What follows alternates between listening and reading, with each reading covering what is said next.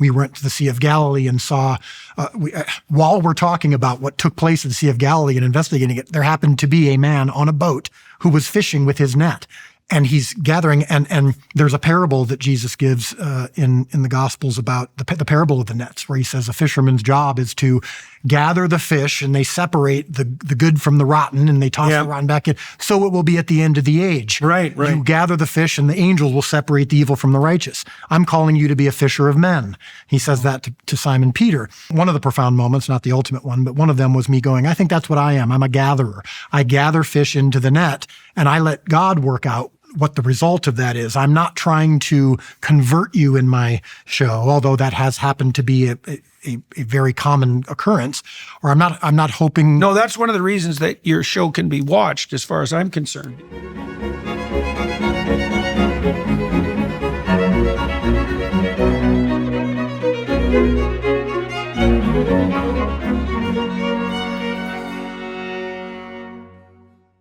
Hello, everybody. I'm probably in the most unlikely stage setting today that, I don't know, I've ever been in, although I've been in some unlikely places. This is the house of Caiaphas, the high priest during the time of Christ. It's the setting for part of The Chosen, one of the most successful series, and I would say probably indisputably the most successful religiously based series ever produced. I'm here today to talk with the creator, producer, director, and writer of that series, Dallas Jenkins, who's invited us down here to see the studio and to see the sets and to talk about how this most unlikely of all occurrences made its manifestation. So what did we talk about? Well, the emergence of The Chosen as a spectacular success occurred on the heels of a relatively cataclysmic failure. The precursor movie, so to speak, at least from a career perspective of Dallas, was a failure.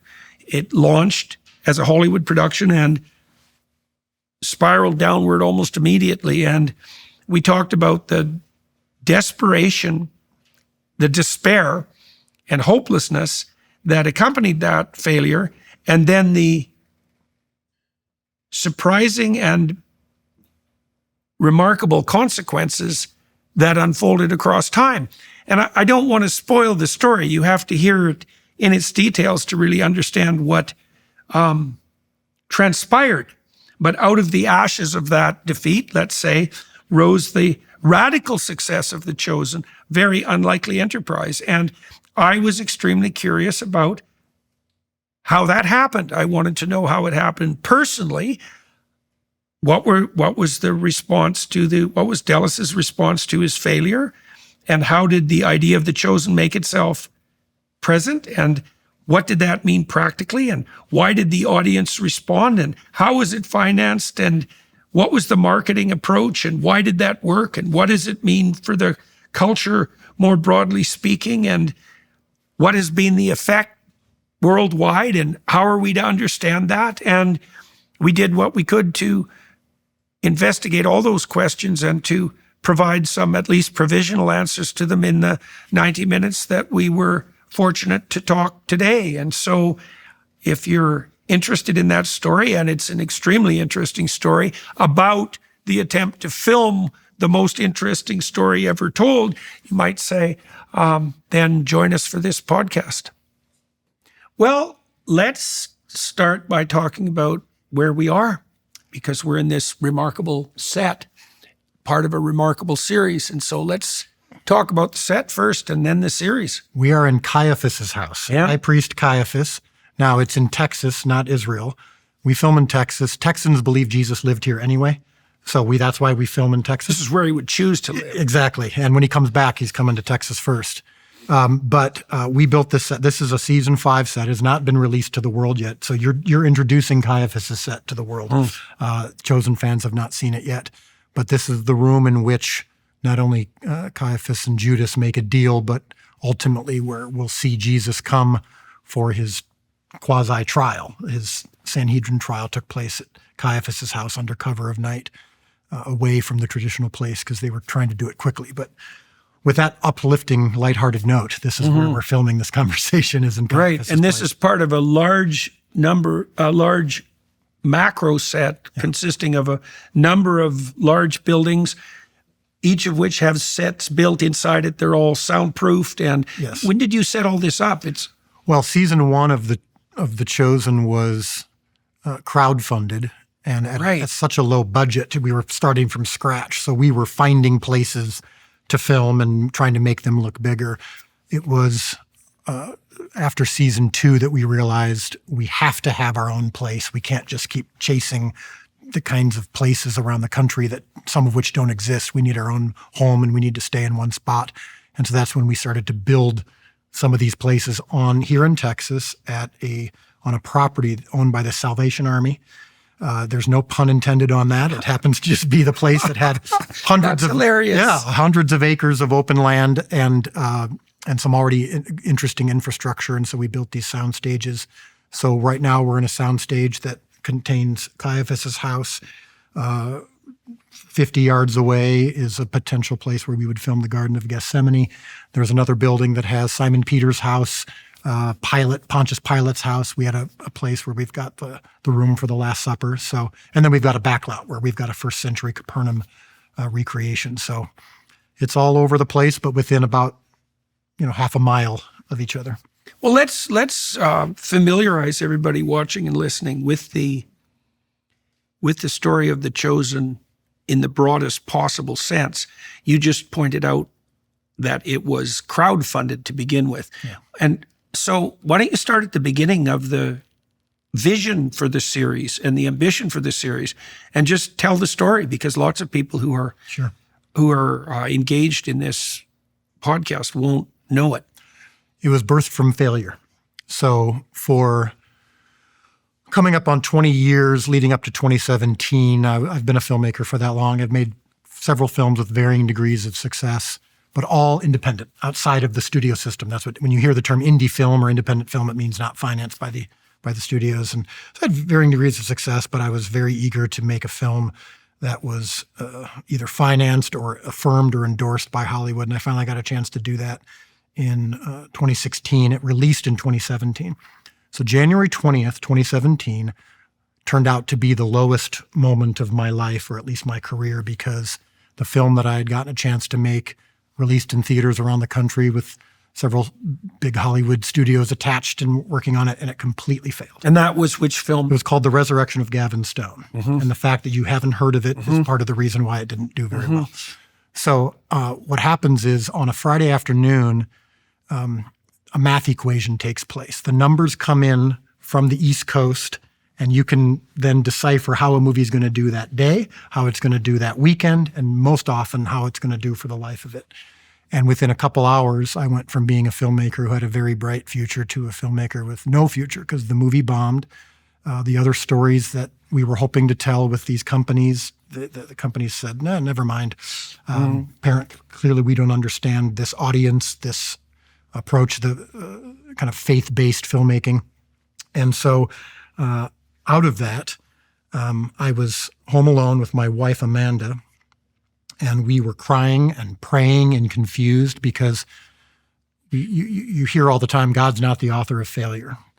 And so when you fail, you must assume that the calling that you thought you'd received to do this work must not have been a true calling.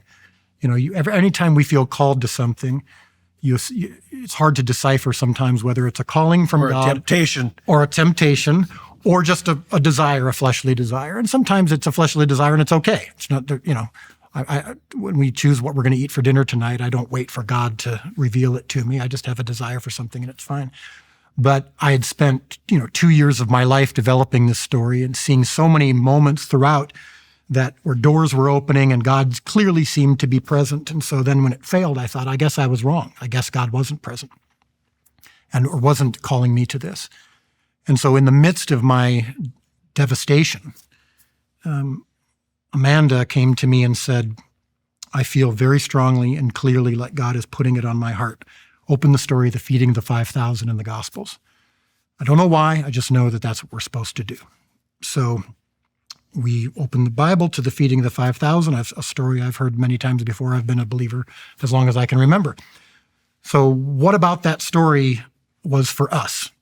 Well, the thing that we noticed in that story was that Jesus had been preaching for several days. The disciples come to him and they say, "Master, the people are hungry. We need to send them home to get food." And what I hadn't noticed before in the story was that Jesus didn't say, "Oh, good point. I hadn't realized that. We should get this taken care of." He already knew it. In fact, it was his fault they were hungry. He'd been talking for 3 days. And his response was, "Oh, no, we can't send them home because they're so hungry they'll faint along the way." So we realized in that moment, just because you're at a place of hunger and desperation doesn't necessarily mean that God's not in it. And in fact, it may mean he is in it. Depending on your theology, he either allowed it or he caused it. But being brought to that place of hunger and desperation doesn't necessarily mean that God... You're being abandoned. Right. It may be. Or even necessarily that you were wrong. Why did God tell the Israelites to camp out at the edge of the Red Sea? In advance of the Israelites being pursued by the Egyptians, he said, "Go to the edge of the Red Sea and camp out." He put them in this place where they had no place to go. When the Egyptians came and pursued them, they had no escape.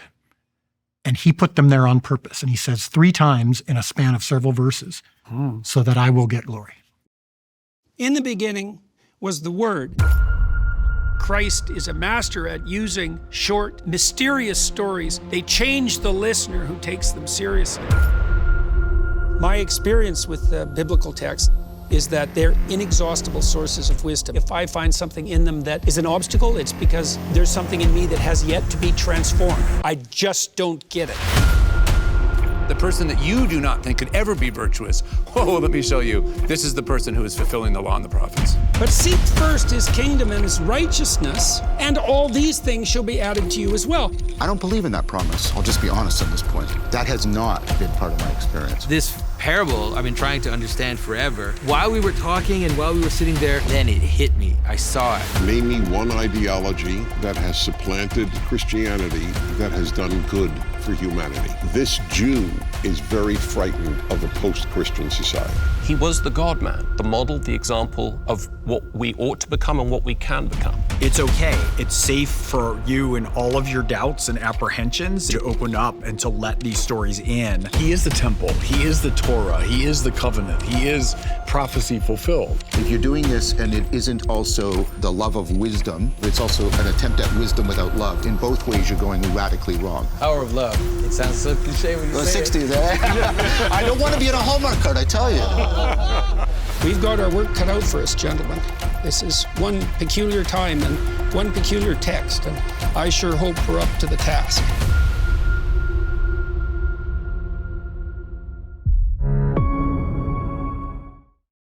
It's a tricky problem, because you don't want to be opaque to failure. I mean, it's a terrible problem. You don't want to be opaque to failure. And being persistent and being opaque to failure are often hard to distinguish.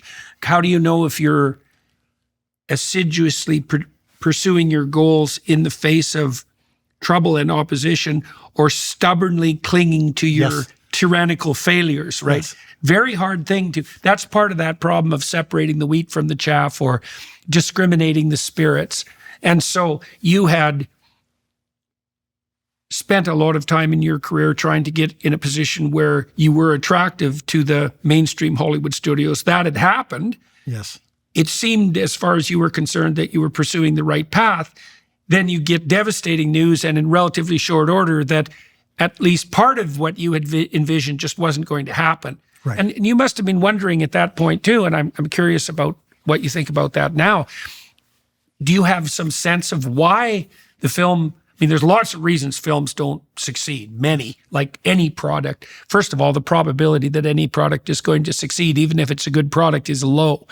Everything has to be timed exactly right, including things you can't control. Right. But so what did you conclude at that moment, along with your wife, that was the nature, let's say, of the failure? And then let's go back to the story of the feeding. Yeah, so that didn't happen until that night. So in the midst of the failure, you're wrestling with what caused it. And for me as an analyzer, I analyze well, I solve problems, I wrestle with causes and effects. It's one of the things that I'm fairly good at.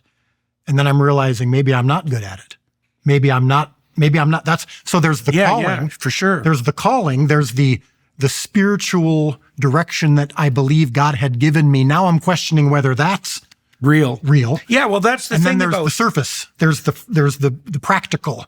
What mistakes did I make to yeah, bring well, me to that's this an place? unpacking of levels, right? Yes. I mean, there's actually some psychological rules for approaching a situation like that, because any failure brings up the specter of cataclysmic characterological inadequacy, right?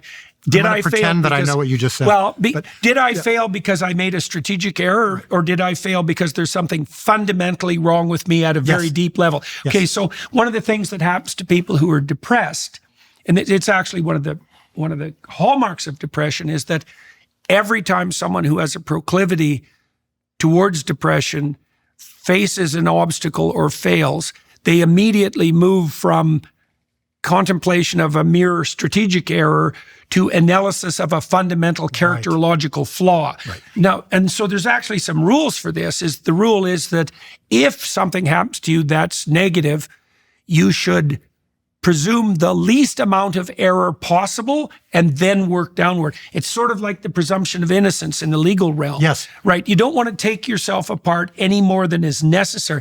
It's also a good rule of thumb in arguments, let's say, or disputes with your partner, right? You want to start with your wife or your husband. You want to start with the assumption that the problem between you is a strategic and practical problem rather than an indication that the whole marriage should be thrown up in the air and you should leave. Right. Okay, so now So you I'm- see this major failure and you're trying to figure out, well, is this a strategic error? Did I do something? Is there something wrong fundamentally with my relationship with reality? So in the afternoon, Friday afternoon, it was the latter. I'm so consumed by that I don't have room in my head or heart to start to wrestle yet with the practical. Was it a mistake, a strategic error? Right now it's have the last 20 years of my life led to this? Right. I need to learn how to drive a bus so that I can provide for my family. Right. So that's what I'm worried Right. So everything is destabilized, maybe, as Yes. far as you're concerned. So God Yeah. brings us to the latter. He's saying, he's helping us wrestle with our calling, and his first message to us, or at least what we are wrestling with, is the macro level, the foundation, to your point. Was I wrong all along?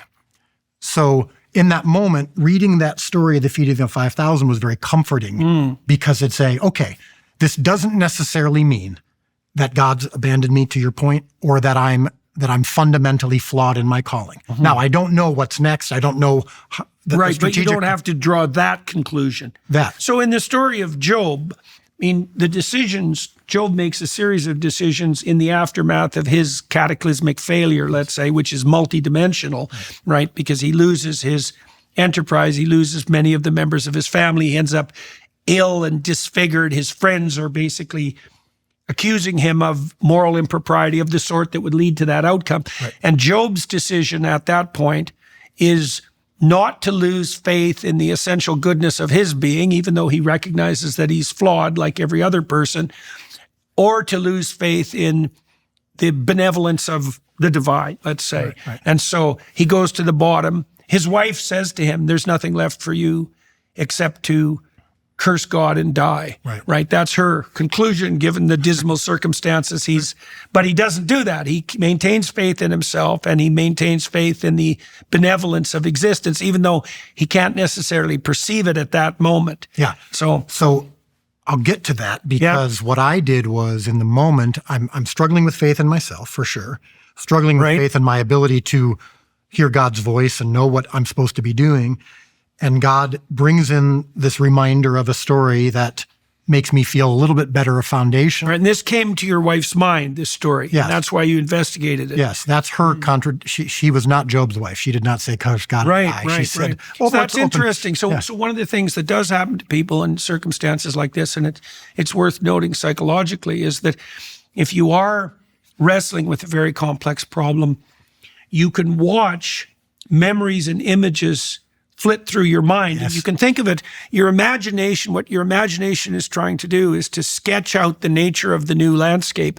And it might offer a hint in the form of a reference to something read or something encountered that you can then pursue, right? So it'd be like your wife's imagination had gripped onto the notion that there was some possibility that there was a nugget of information embedded in that particular story that would be useful for this situation. Right. We'd call that an intuition, but it's a revelation too. That's another way of thinking about it. Okay, so you took that seriously and you read the story. Right. So in the midst of it, this is why you're who you are. I wouldn't have put it this way, but we were also unknowingly wrestling whether it's an intuition or a revelation, and here's why. Yeah. Because our conclusion from the story that we were reading was, okay, right now we are at that point of hunger and desperation. The next step is the miracle. Jesus brought them to that place so that they were hungry and desperate, so that the only solution to their problem was a miracle, the thing that only he could do. Now, you mentioned the Exodus story. One of the, what would you say? God, if I remember correctly, God justifies his actions in hardening the heart of the Pharaoh. Because that increases the majesty of his eventual victory. So that I will get glory. He says exactly. Three times in one chapter. Yeah, right. So that's a very complicated thing to unpack. And I don't remember if we went into that in the Exodus seminar in the Daily Wire series, but I suspect so. And so what you're doing is you're laying out the narrative of those events to point out what would you say? It's the magnification of what happens that's beneficial by the precursor of the tragic. And it is definitely the case that there's this dynamic in our life that what's good would not be as good as it is unless it could be contrasted with suffering and misery, right? You need that expanse of experience for things to have their majesty. That's a good way of thinking about it, Tim. So in the moment, a bad thing has happened, but it's the precursor to something great. So what is it? We know that Jesus is about to do something extraordinary in the feeding of the 5,000. So what is God about to do with us? And we're thinking... So that's at least a possibility then. Yeah, maybe. We're thinking tonight, the numbers might so dramatically shift in a miraculous way that God will get glory and that our movie will actually surprise and counteract the math equation that has taken place. And so we're thinking, don't be surprised if tonight the numbers magically, supernaturally, miraculously turn around. The math equation that Hollywood is used to is upended. And what is about to happen to us is what happened to the people who were hungry and desperate 2,000 years ago. So that night, the numbers got worse. So now we're going, okay. So much for that hypothesis. Yes. So we're back to square one. And now I go to the former, when you had the two options of, is it a practical mistake? Is it an error that was made? Or is it a foundational problem? Okay, well, I'm going to go now to my brain is now back to how I normally am. And I'm going to do what I normally do. I'm going to get online. I'm going to pull up Microsoft Word, and I'm going to do a 15-page memo analyzing all the errors and strategies that were mistaken to lead me to this point. So I'm writing it out. This is what I did wrong. To my credit, I'm taking blame. I'm not putting blame on anyone else. I was wrong. I missed it. I'm on page 14 of my 15-page memo analyzing everything that went wrong. Ping, something pops up on my computer. It's 4:00 in the morning. Message pops up on Facebook Messenger from someone I've never met. We're friends on Facebook. We've talked maybe once a year. Doesn't say hi, doesn't say hello. Just ping. Remember, your job is not to feed the 5,000. It's only to provide the loaves and fish. So I pause for a moment. I wonder if genuinely, was my computer recording what Amanda and I talked about today? How does this person know to speak to this thing we've been wrestling with all day? Yeah, that's a weird coincidence. So my response... To say the least. Yeah, so I didn't say, hey, Alex, nice to hear from you. I just go, what are you doing up at 4 a.m? Because I'm trying to analyze. He says, oh, I'm in Romania. I'm on the other side of the world right now. I just heard about your movie, and I wanted to say that. And I said, before I respond, can I ask you why you told me that? He said, oh, that wasn't me. God told me to tell you that. Okay, so tell me the message again. Remember, Yeah. your job is not to feed the 5,000. It's only to provide the loaves and fish. Okay, so what did you make of that? So I first had to, my life changed in that moment because my question about whether or not God was present was clearly answered. He's telling, I found out later that Alex said he was walking home from the grocery store and he looked up my movie, saw it was a failure. He had enjoyed it. He had seen it himself. He was disappointed. And he felt just as clearly as my wife had felt God putting her into the story of the feeding 5,000, he felt God putting it on his heart. Tell Dallas it's not his job to feed the 5,000. It's only to provide the loaves and fish. And he said, no, I barely know Dallas. That's a very condescending thing to say to somebody who's clearly... Well, and a strange thing. It's like its meaning is opaque. And Yes. It's a very particular reference, right? Right. And he, Contextless. yes. So he wrestles with that and doesn't want to do that and thinks ultimately, well, God won't let me off the mat. He keeps pressing this into me. So, okay, I'm going to share this with Dallas. It's 4 a.m. back there anyway, so he won't see it for a while anyway. And of course, he gets this immediate response and informs me that God had been pressing it on his heart to tell me that. So 2 things happen. Number 1, it all hit me in that moment. Like I understood what he meant, and that's what you're asking. So in the story of the feeding of the 5,000, Jesus could have, assuming you believe the story and you believe all the stories of the miracles that he performed, he could have manifested loaves and fish from nothing. And he could have fed 5,000 people, and the loaves and fish could have just emerged in their laps. But he says, I need food. Someone bring me some food, bring me something. And a boy brings 5 loaves and 2 fish. And Jesus takes those 5 loaves and 2 fish and he blesses them and then multiplies them to the point where we can feed 5,000 people. And so why does he do that? Why does he involve us, or in the case of this story, the boy, in the process when he doesn't have to? So the principle of your job is to not be responsible to feed 5,000, to not think of the results. I'm a results guy. I'm a problem solver. The numbers didn't match. We didn't feed 5,000. It failed. And this gentleman is telling me, no, that's not your job to worry about. You didn't fail. I see. So you're looking at the wrong marker of success in relationship to your endeavor. So as long as you did the right thing all the way along, which is something you have to contend with in relationship to your conscience, the outcome is not the measure. Correct. So in that moment, when I'm literally analyzing what I did wrong, coming off of a day of wrestling with the story of the feeding the 5,000, this gentleman randomly out of the blue tells me, it's not that. It's not that you failed per se. It's not that now, we could argue about, did I make the best 5 loaves and 2 fish? Was the recipe a good recipe? Are you tired of feeling sluggish, run down, or just not your best self? Take control of your health and vitality today with Balance of Nature. With Balance of Nature, there's never been a more convenient dietary supplement to ensure you get a wide variety of fruits and vegetables every day. Balance of Nature takes fruits and vegetables, they freeze dry them, turn them into a powder, and then they put them into a capsule. The capsules are completely void of additives, fillers, extracts, synthetics, pesticides, or added sugar. The only thing in Balance of Nature fruit and veggie capsules are fruits and veggies. Right now, you can order with promo code Jordan to get 35% off your first order, plus get a free bottle of fiber and spice. Experience Balance of Nature for yourself today. Go to balanceofnature.com and use promo code Jordan for 35% off your first order as a preferred customer, plus get a free bottle of fiber and spice. That's balanceofnature.com, promo code Jordan for 35% off your first preferred order, plus a free bottle of fiber and spice.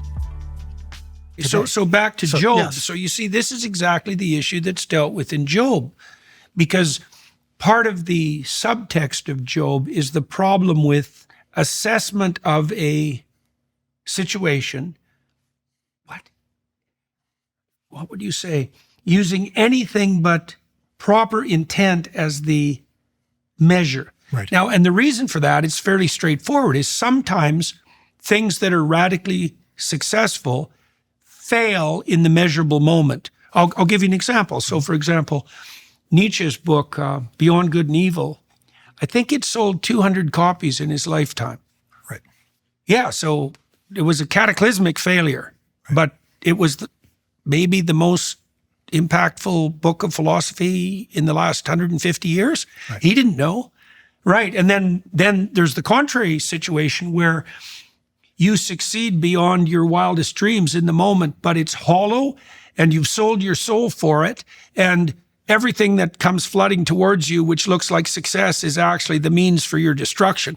Right. So Job does wrestle with this. He says in effect to himself and to his friends and to God that he's in no position to judge what's happened to him, in part because he doesn't have the omniscient view necessary to take all things into account. Correct. Right. And so he's unwilling to condemn himself or God for that matter because of this momentary failure, cataclysmic though it is, because everything has not yet been revealed.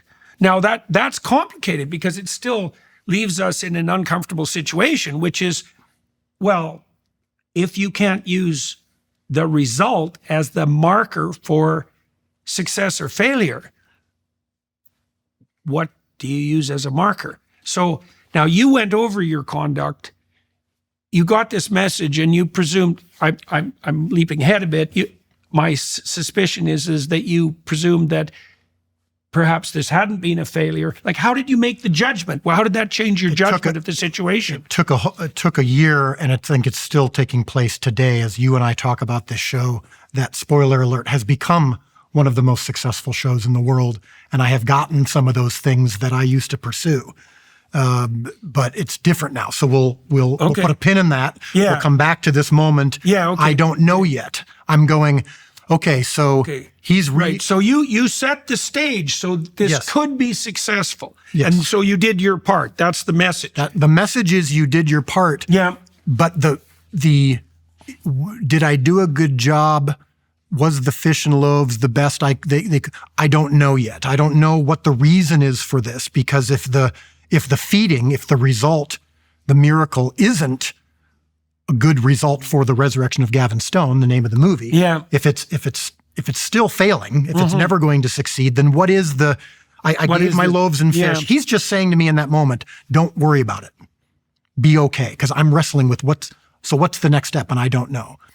And in God's economy of time is different from humanity's economy of time. So I'm wanting the answer now. Yeah, yeah. He's saying you don't have that answer now. Just stop thinking about the result. Think more about the 5 loaves and 2 fish. And so for me, as someone who over 40 years of my life had always measured myself by the results, was seeking a particular result, affirmation was my drug of choice. Legitimacy was my drug of choice. It was my voice, my vice. Narcissism was my struggle. In this moment, I think that the feeding of the 5,000 refers to many things. It refers to financial success. Mm-hmm. It refers to Hollywood legitimacy. Mm-hmm. It refers to what people think of me. Mm-hmm. The audience. Mm-hmm. The audience rejected what I was bringing to them. Mm-hmm. Right. So did Hollywood. So did anything that I was seeking. So, okay, well, that's nice to hear. But in that moment, I realized from now on, and I became a different person that night, or that morning, 4:00 in the morning. Okay, God, as long as I am in your will, as long as I am providing 5 loaves and 2 fish that you deem acceptable, the transaction's over. Mm-hmm. No longer will I seek the feeding. I'm not going to be the boy who provides the 5 loaves and 2 fish, sees it multiplied, goes home to his parents and says, look, Mom and Dad, I fed 5,000 people today. That would be ludicrous. So I'm not only not responsible for the failure, I mean, in a manner of speaking, of course, I'm sure, of course I made some mistakes. Of course the movie wasn't good enough to achieve its correct box That's exactly what Job says. Yes. So, but now my focus is going to be on just the transaction, for lack of a better term, between myself and God. Okay. So one of the things that I've been talking to audiences about as I travel around the world and lecture is a theory of, what would you say, the relationship between truth and adventure. Sure. So here's a way of conceptualizing faith in the truth. Whatever happens if you tell the truth is the best thing that could possibly happen, no matter how it looks to you. Right. So this is because see, you got to make a decision both ways. You could say, I'm going to judge the validity and utility of my utterance based on the result that I can see. Sure. Now, the problem with that is you can't see everything. Right. Right. And that brings up those other problems we described. It could be a cataclysmic failure in the moment, but a long-term success, or a cataclysmic success in the moment, a long-term failure. If you use the results as the measure, those errors exist. Okay, the alternative is to flip that and say, no, because of my ignorance in relationship to the adjudication of outcomes, I'm going to concentrate on the process, and I'm going to make the assumption, and that becomes a standard of faith, Yes. that whatever happens, if I say what I believe to be true, is the best outcome, regardless of how it looks to me. Right. And so that's analogous to the what would you say, conclusion you drew about even, you might say, a cognitive error that made you susceptible to taking yourself apart in the aftermath of the collapse of your movie. Yes. Right? Now, you still have a problem, which Yes. would be, are you just rationalizing? You failed by any reasonable standard of failure. Now you're saying, well, I did everything right, and I'm not going to take the failure to heart. Well, I'm not saying I did everything right. Well, okay, fair enough. You didn't say that. I'm saying that's not how I'm going to measure ultimate success here. So what's interesting is I would conclude, and I think I concluded it in that moment, and I certainly conclude it now. In fact, hundreds of millions of people around the world believe the conclusion I'm about to tell you, which is the resurrection of Gavin Stone. That movie was in a sense almost sacrificed at the altar of my own. The measurement of the success wasn't Gavin Stone's financial results, because those never improved. It maintained its failure. So then what's the success? Yeah. Well, it's not necessarily that Nietzsche's book ended up, even though it only sold 200 copies, ended up still having impact. The Resurrection of Gavin Stone, that movie is not, in 50 years, people aren't going to say, even though it only did $2.3 million, it inspired millions of people.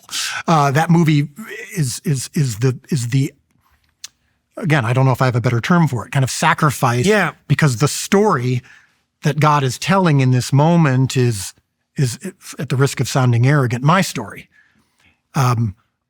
It's ultimately, again, skipping ahead for a moment, the chosen became the thing that was the Well, you the said outcome. something. Okay, now you said something that I thought was crucial, and I'm hoping I can reproduce it. And I'm sure I don't have this exactly right, but you said something like you determined at that moment that the outcome wasn't the proper measure, and then you described how using the outcome as the measure could be contaminated by your own self-interest, your pride, your desire to be attractive to people, to be accepted in Hollywood, all of that. So there's a pride element to that. You said instead that you were going to adjudicate the moral acceptability of your actions by what? By determining whether they were an accurate, a genuine reflection of your relationship, with God? Yes. Okay, Yes. what does that mean exactly to you? Yeah. Like, take that apart, because it's analogous to this notion of the truth will set you free as a definition, right? So you said you're switching the criteria that you're using. Yes. Okay, how did you come up with the new criteria, and how do you know that you're genuinely applying those criteria, in a way that isn't contaminated, let's say, by pride and self-interest? I actually wrote about it on Facebook a few days later. I did this long post where I just said, okay, I'm not going to pretend that I can convince you to go see this movie now. I've surrendered it. Here's what's happened. It failed. Period. End of sentence. Now what? Why do I feel, I actually use the word free. Why do I feel more freedom right now than at any other time in my life? The truth will set you free. What does that freedom come from? And that was the experience you had. Oh, absolutely. So in that moment, I went from, how do I wrestle with this? How do I understand? What went wrong? Was it me? Was it God? Was it Satan? Was it my friends? Was it the studio? What brought me to this place? It didn't matter anymore. In my life right now, for the first time in decades, I was perfectly willing to never make another film or TV show if that's what God wanted. Now, I didn't know if that was what God wanted. I didn't know what the future held. business. How do you think that transformation came about? I mean, it's linked to this message that you had received and the timeliness of that, and the delivery of the message, the fact that the message was could you call this a coincidence? Could you call it just quite random? a coincidence? It's such an extraordinary coincidence. Similar, I've heard your story. You talk about your wife, what God put on her heart, how she knew when. Yeah, right. And you go, yes, it's quite a coincidence. It's such a coincidence that I must. You're kind of screwed both ways when a Yes. coincidence like that shows up. Yes. Because you either don't believe it or you believe it. It's like Yes. both are absurd in a way. The secularist or the humanist or the atheist would say, Dallas, it is a coincidence. Right. These things happen all the time. I don't even know how you would calculate the odds of a coincidence like that. Correct. Right. I can't. And so I must accept God is clearly in this. He is clearly communicating to me. What must I draw from this? Well, I've attended business seminars. Every filmmaker will tell you to have a plan, 5-year plan. Where are you going to be at in 5 years? Right, yeah. And Phil Vischer, who's the creator of VeggieTales and had which was 25 years ago, huge. And then he had a similar crisis of faith. He lost it all. He was left barren and found that God was trying to just get his attention. God was saying to him, I don't care what you do for me. I care that you're doing it with me. I want you. I don't care about what you're giving me. That was his ultimate message. I'll let him speak for himself. But one of the things he said to me was, where you're at in 5 years is none of your business. So that, for me, was an extraordinary thought because I'm someone. That's a weird one too, eh? Because I do believe that it's useful for people to flesh out a vision. Yes. Right? But you have to do that in a kind of a detached way. You have to understand that that's a first pass approximation and it's necessary, but you don't want to fall in love with it. You don't want to be wedded to it. You don't want to worship it as a final end, let's say. Now, it's also interesting that this message you got, it's so pointed in relationship to how your attitude changed, because you said, this is the other part of this that's too coincidental in a way, because what your friend from the message delivered from Romania said to you was that your criteria for success was inappropriate. It's very targeted, especially for that moment. So it's not only the coincidence of the overlapping theme, it's that the message that you received was dead relevant to the problem you were trying to solve. And to the person. In a revolutionary way. Yes. Right. So now you have a different hallmark for success. And one of the proofs that message struck home and was accurate was that instead of being in desperation as a consequence of the collapse of your vision, you said that perversely, even, you felt free, right? That's very unlikely, right? That's a very unlikely outcome. The most unlikely outcome is you're shattered, at least for a good while. Right. And that would also indicate that you were laboring under a burden of success definition that was actually not good for you at all. I was a performer. I was performance-based. That's a puppet. That's like the Pinocchio puppet, right? Performing for the stage. Yes. Yeah. And my That's strings being an actor. Yeah. So you could say, well, your strings were cut. No. My actually strings became stronger. It was the audience was removed from the equation. Am I still willing to be a boy on a string? Am I still willing to be in service to God? Am I still willing to bend the knee and commit to a life of more of him, less of me? I am in service to him, even if there's not an audience. Yeah, but that's while I'm voluntary. dancing. Yeah. That's the difference between that and being a puppet dancing on strings, right? Well, It can be voluntary submission isn't dancing to the piper's tune. It's a different game. Fair. So, But I, in that moment, said, okay, God. I crumple up the 15 pages. I give up so that's the past, but I also crumple up the future. Mm-hmm. I don't know what my future is. Right, and I'm okay with that for the first time in my life. It may mean I don't ever make Why another movie. were you okay? Because I understood who God was and and it was so clear he was present that I was like, whatever those 5 loaves and fish are, I'm okay as long as I'm willing to go along with it. Yes, and so if that means we're driving a bus just so that I'm supporting my family, that's okay, because what's more important is that I'm in your will and that I'm not basing my success or failure or my mood, my who I am as a husband and father on how well your identity. Better. Mm-hmm. Yeah, thank you. My identity in how people see me. My identity Yeah. in the Bible talks about the fear of man. Yeah, right. I had a fear of man more that I didn't maybe know. I wouldn't have maybe admitted that about myself, but clearly I knew in that moment the fear of man was more than my fear of God. Right. What does the future hold for business? Ask 9 experts and you'll get 10 answers. Bull market, bear market, rates will rise, rates will fall. Can somebody please invent a crystal ball? Until then, over 38,000 businesses have found a way to future-proof their operations with NetSuite by Oracle, the #1 cloud ERP. Imagine having your accounting, financial management, inventory, and HR all seamlessly integrated into one fluid platform. That's NetSuite.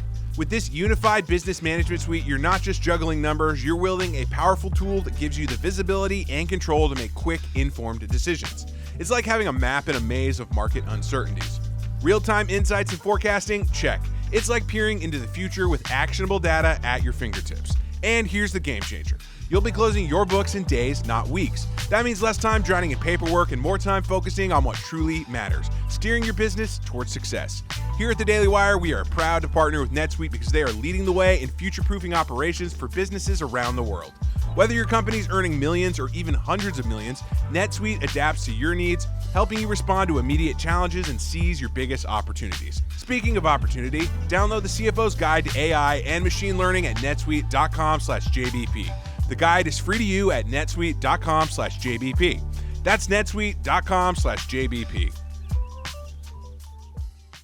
Well, that would be a temptation, obviously, if you're going to be a filmmaker, because one of the things you want to have happen is that you want people to watch your film. So so that's a positive in a way, because you want to make something that's I'm in a appealing and performative. worthwhile. I'm in a Well, performative field. Right, but the problem is when you're basing your self-worth on your status as a performer, right? Then it becomes about you. Yes. And that does make you a puppet. And so one of the things we know as psychologists is that there's no difference between being self-conscious and being miserable.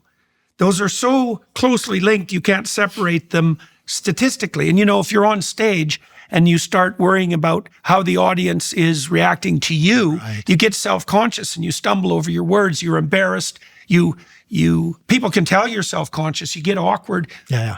And you say things like, "Oh, sorry, I'm rambling." Yeah, that's right. You start apologizing, right? Which is a really bad thing to do on stage. It's like, well, if you have to apologize for being on stage, maybe you shouldn't be. Yeah, now the audience is above you exactly. They're ahead of you. Continually. And it's worse. It's the whim of the audience that's above you. That's that. Okay, so that's cool. So you've got a guy who is narcissistic in a field that demands a bit of narcissism in order to succeed. In one moment having all that taken away from him. And the perverse consequence of that is that you feel free instead of demolished. 100%. Yeah, right. So that's pretty funny. All right. Okay. So let's continue. What happens? So for the next few months, I'm like, well, I what's my future? Now I happen to be, we won't get into this, but I happen to be working at a church in Illinois at this time. So I had made certain movies, but they had hired me to come make movies within the context of this large church in Illinois. And so one of the things that I had done previously was for Good Friday services or for Christmas services at this huge church of 12,000 people, which had huge Good Friday services, 8 of them over the course of 2 days for 2,000 people per service. My task was to make these short films or vignettes about Jesus. And so going back as far as, 2012, I was doing these little, it's where I met Jonathan Roumie, who plays Jesus in The Chosen, I was doing a short film about the crucifixion from the perspective of the 2 thieves on the cross. And so this notion of telling the stories that I've heard hundreds of times, but from different perspectives, had already proven itself over the last 5 years to be an extraordinary tool in unlocking people's emotional connection to the story. Why? What did you see when you were making those films? What sort of impact was that having? So, for example, instead of being just what most Bible projects are. I assume you've seen, have you seen the Jesus of Nazareth miniseries? Have you seen any of these kind of Jesus movies? No. The Chosen is the one that I've watched. Oh, well, good. But the genre of biblical filmmaking, particularly Jesus filmmaking, tends to be verse by verse. It's a reenactment of the verses that you're reading. It's not a story per se that you're telling that follows traditional 3-act structure. other than the fact that a lot of Jesus stories do. But it's, and then Jesus did this, and then Jesus did that, and then he encountered a blind man. Right. So is it fair to say that that's the subordination of the movie to the text? Yes. And which makes for sometimes an enjoyable recreation of what you already believe, but certainly not a good movie. Yeah, yeah. And that's a crucial thing. It's a crucial thing, I have a very large collection of Russian propaganda art, like 400 pieces, a lot. And I've studied propaganda a lot. And propaganda is the subversion of art to it's like a subversion of art to an outcome. It's kind of like what we're talking about with regards to your criteria for success. You already know what the target is.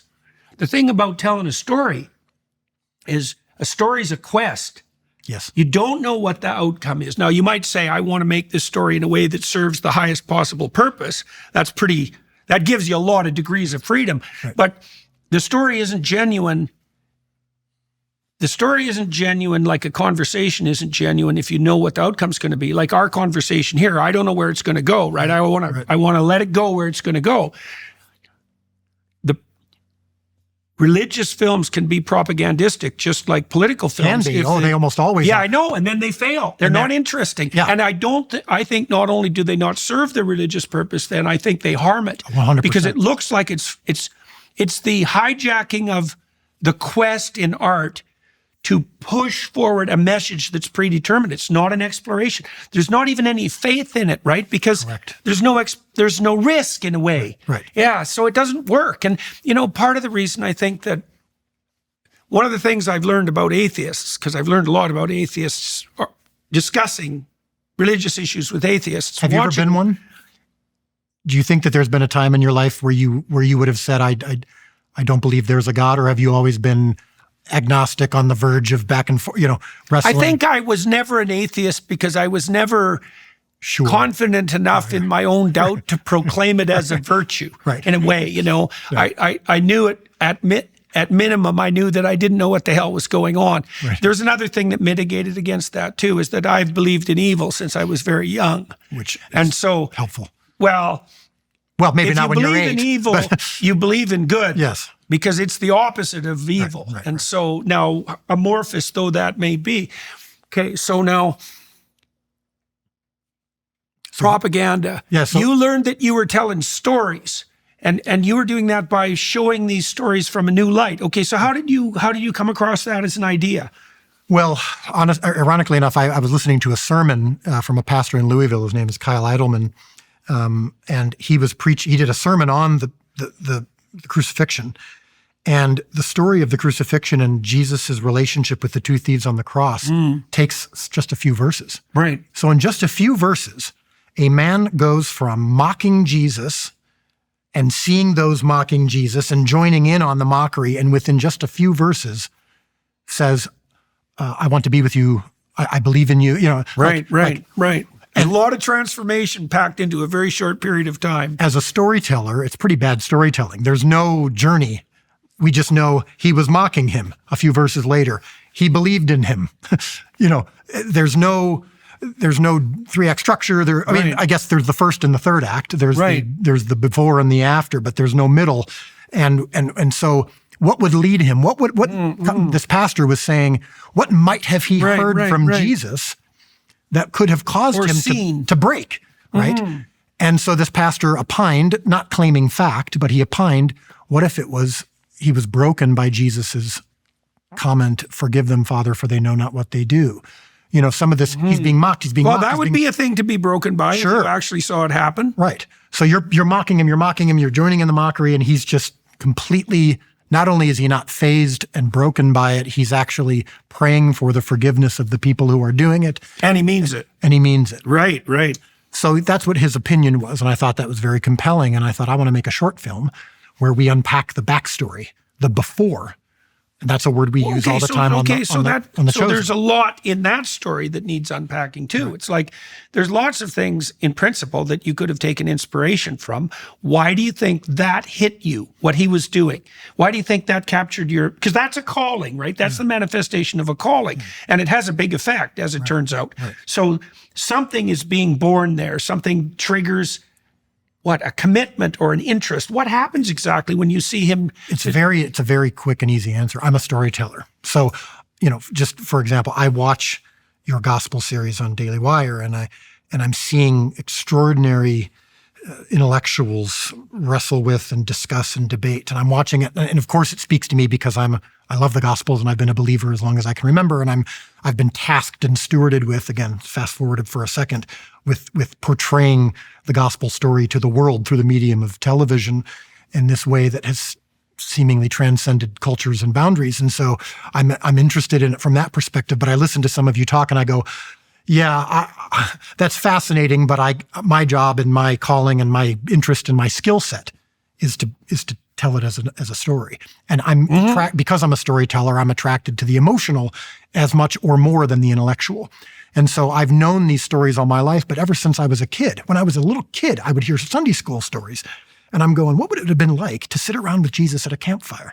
What was it like to be a sibling of Jesus and to argue with him, and then his parents come involved and they always side with Jesus because he's never wrong?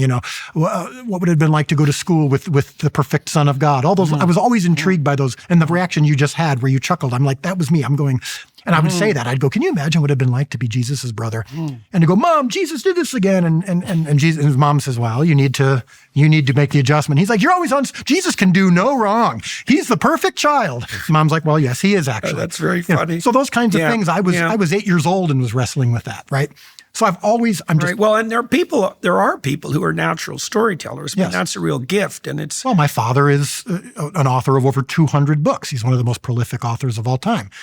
Right. So you came by it honestly. Yes. And so I'm a storyteller in the classroom. I was a storyteller when I wasn't supposed to be. I've always been a storyteller. So when a pastor is unpacking 3 to 4 verses with an intellectual conclusion, the part that speaks most to me is the story part of it. Yeah. What might have been the backstory? I'm like, I'm on the case. You see with Christ's parables frequently like an amalgam of those two approaches, because he'll tell a story, and then the disciples, for example, will say, well, thank you, but we don't really get it. And then he'll lay out the explanation.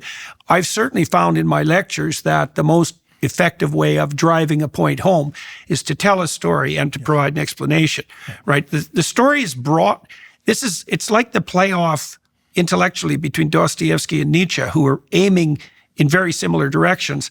Dostoevsky's stories cover a much broader territory than Nietzsche's thinking, but they're less explicit, right? They're less propositional. So that there's a loss there because it's not as defined.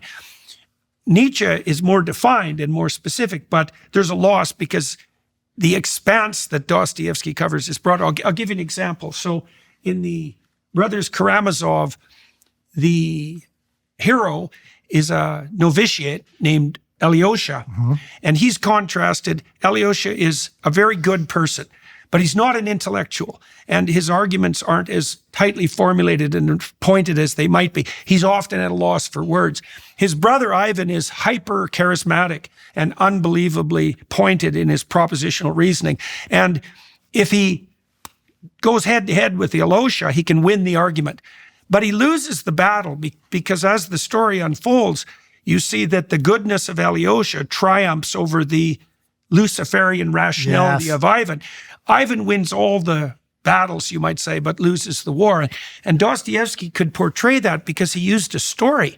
Like Nietzsche, as a philosopher, would have to make the philosophical case for Alyosha. That isn't what happens in Dostoevsky. Dostoevsky shows what happens as Alyosha's life unfolds. He does the same thing in his book, The Idiot, which is about a prince who's an analog of Christ, who is a holy fool and who people have some pity for, but he's a very good person, and you see that unfold in the story. Right. Dostoevsky is showing how a life well lived triumphs over an argument well formulated. That's a good way of thinking about it. Correct. And I know just enough. I'm a good enough arguer. I'm a good enough formulating arguments to be dangerous.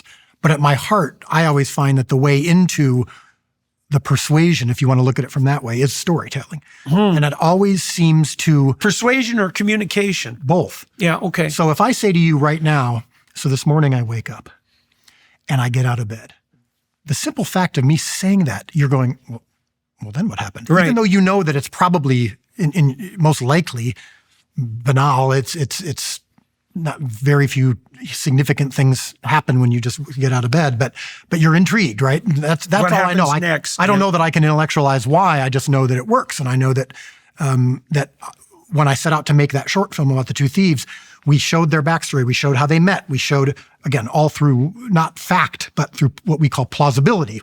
Is it plausible? What would have been in the cultural context, the historical context? So my co-writer, Tyler Thompson, at the time had never written a screenplay in his life, but we were working at the same place, and he's brilliant at connecting the Old Testament to the New. He's brilliant with historical context and cultural context. And so we worked together to fashion a plausible backstory for the two thieves. Jesus doesn't show up until the last 5 minutes of the short film.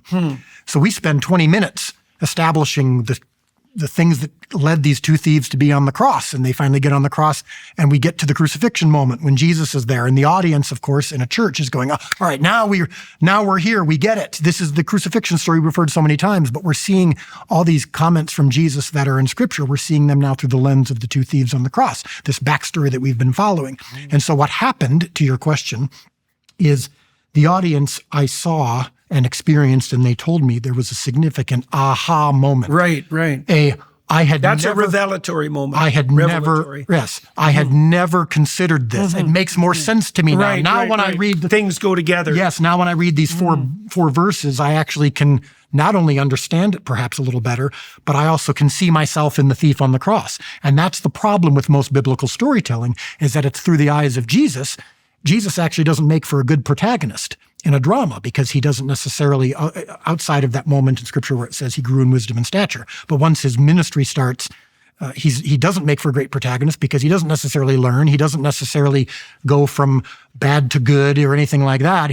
And so when we see all these miracles that he's performing and these life change that he's causing, we don't know anything about the people that he's causing it for. If that's a clunky way of saying it, but we don't. How can we unpack the woman who's been bleeding for 12 years and touches the hem of this garment? Well, so what you're doing, it's analogous, I would say, to, let's say, what the Renaissance artists in particular did when they were painting images from the Bible, right? Sure. They're taking textual reference and they're fleshing them out. Now, it's a static image, although a great Renaissance painting is packed with insanely packed with information. But you have the advantage of being able to do that in 3 dimensions, right? Because you can add that temporal element, so you can use your imagination. See, it's interesting, because this is analogous to what the great psychoanalytic thinkers did in relationship to dream analysis. Yes. So a client would tell them a dream fragment, and they would ask the client to let their imaginations range to flesh out the territory that was associated with the dream images. So that would be the first step. And then the second step would be for the analyst himself to participate in that. So if I was doing dream analysis with a client, or merely listening for that matter, I'd watch like your wife was watching when she got that message about the fish and the loaves and the fishes.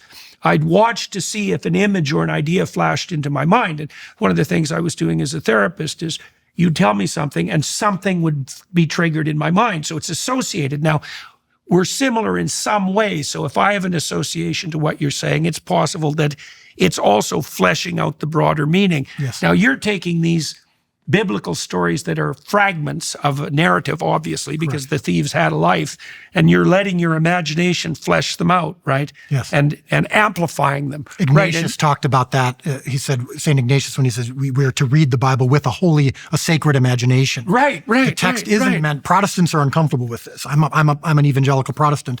I'm not a Catholic, so I'm raised to be a little more protective and to the fidelity of the text. That's why there aren't too many things like The Chosen, because typically it's, we don't want to expand, and your imagination can run wild into a dangerous area. It can. There's no doubt about that. But that's also, the thing about the text is the Bible is insanely hyperlinked. And so, like, crazily hyperlinked. It's really the world's first hyperlinked text. And so it's not like there's a linear voyage through the text, because each verse refers to like 5 other verses or 50, and each of them refer to 50. And so there's a lot of imaginative pathways through the text that are valid textual interpretations. Right. Now, the Protestants who are skeptical are right that you can deviate and heretically, and that's a problem. An evangelical would say, well, yes, it's hyperlinked, but stay there. Don't bring your own humanity into the imagination of it. Stick to the text. Yes, this verse is set up by a verse written thousands of years ago, and that's beautiful and that's perfect because God wrote this book. So that's okay. But when you start to bring your own analysis to it, now we're treading on thin ice, and that's for the realm of pastors to provide commentary, not for Dallas Jenkins to tell his own story. Yeah.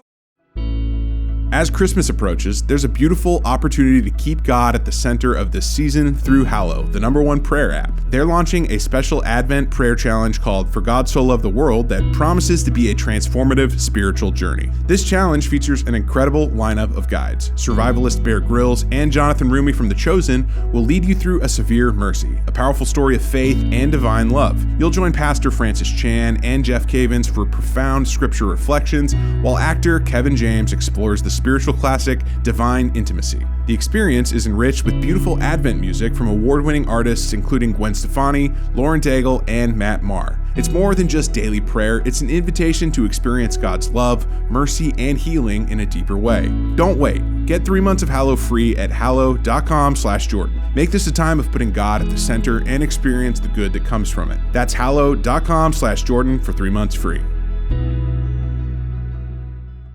Just because something has dangers doesn't mean it isn't useful. And just because it's useful doesn't mean it doesn't have dangers. I mean, you can wander into heretical or hallucinogenic or psychopathic territory by deviating too far away from the text. So you look at a movie like The Last Temptation of Christ from Martin Scorsese's exploration of things, and Christians, most Christians were horrified to imply. I mean, Scorsese was exploring Jesus' humanity, and it went too far, right? And so they're like, we can't have. Well, that was Nikos Kazantzakis' work, right? Sure, but he got excommunicated for it, right? But then it's put in the hands of a struggling Catholic, who has made movies that most Christians would never even dare to see. But of course, if you look closely, you can see a spiritual beauty in Taxi Driver and in Raging Bull and some of these things. But it's a little too risque, you might say. Vulgar, right? Yeah. So I became comfortable with that as an evangelical, and my church was comfortable with it. Not only comfortable. Why? Well, because it felt so plausible, and yet it was rooted in a fidelity to Scripture, meaning it wasn't made by someone who doubts it.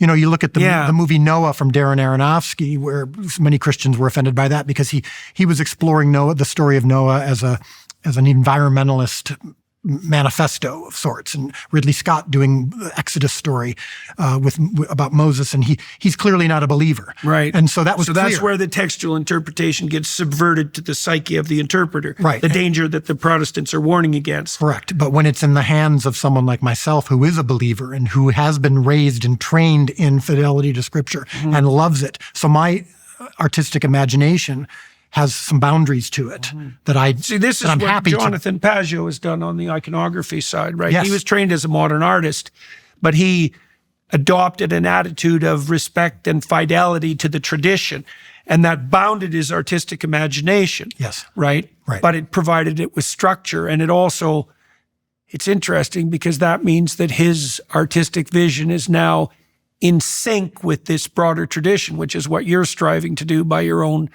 testimony or admission here. You're approaching the text insofar as you can manage it with respect and honor. Yes. And then what you'd hope, and I do think this is how it works, to the degree that your intent is pure, so to speak, in relationship to those, your imagination will fall into line.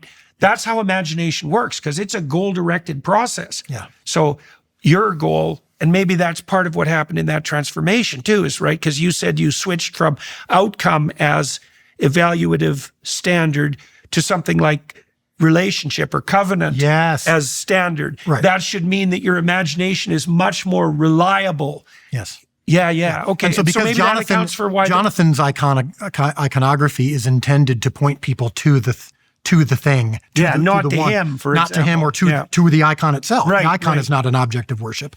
If it was, it would be an idol, and we're warned against idolatry. So, but iconography points people to the thing. So I know my place in this in this story, which is I'm not replacing the Bible. I'm not God. Jonathan Roumie, who plays Jesus, is not Jesus, and the show isn't Scripture. Are you a prophet? Oh, I'm not going to. I'm curious about. I'm curious about this, because I kind of mean it technically, and because the imagination properly harnessed is prophetic. It can see around corners, and you've adopted a given aim, and we've fleshed out what that aim is, and you are expanding upon and exploring the text. So now, I would say I'm a herald. Okay, how would you distinguish that? A herald is calling you to look at the thing, and he's gathering you, right? Yeah, okay. When I went to Israel in 2017 with Rabbi Jason Sobel, who's the Messianic Jewish rabbi, who's one of our consultants, and so I went to Israel, and I'll get to that in a bit, because there was a profound spiritual moment that happened there too. But one of the things that happened on that trip was we went to the Sea of Galilee and saw, while we're talking about what took place at the Sea of Galilee and investigating it, there happened to be a man on a boat who was fishing with his net. And it was extraordinary. And it was an old-fashioned boat. It was not a motorboat, and he's gathering, and there's a parable that Jesus gives in the Gospels about the parable of the nets, where he says a fisherman's job is to gather the fish, and they separate the good from the rotten, and they toss the rotten back in. So it will be at the end of the age. Right. You gather the fish, and the angels will separate the evil from the righteous. I'm calling you to be a fisher of men. He says that to Simon Peter. From now on, I will make you fishers of men. And you are to gather as many as possible, all kinds. I will sort them out later. So we had a profound moment, one of the profound moments, not the ultimate one, but one of them was me going, I think that's what I am. I'm a gatherer. I gather fish into the net, and I let God work out what the result of that is. I'm not trying to convert you in my show, although that has happened to be a very common occurrence.